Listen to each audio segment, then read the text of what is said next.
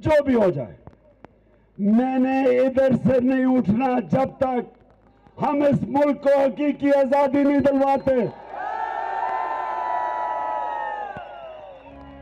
और मैं हजरत सुने, एक मिनट बड़ी गौर से सुने। मैं अजीब चीजें अखबारों में पढ़ता हूं कि जनाब नवाज शरीफ की हुकूमत के खिलाफ अगर हम कहें कि धांधली हुई है और ये नाजायज हुकूमत है, ये गैर आईनी है, डेमोक्रेसी को डीरेल कर रहे हैं। डेमोक्रेसी हो तो उसे डीरेल करें। जब इलेक्शन में धांधली होनी है और धांधली में मुकाबला होना है तो इलेक्शन तो सिर्फ वो जीतेगा जिसको बेहतर धांधली करनी आती है, वो लोगों की वोटों पे तो नहीं जीतेगा।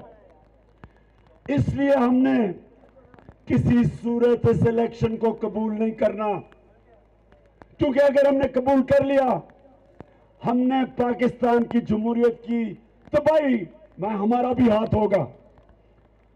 तो मैं तो अब यहां बैठूंगा और मियां नवाज शरीफ आप फैसला कर लो।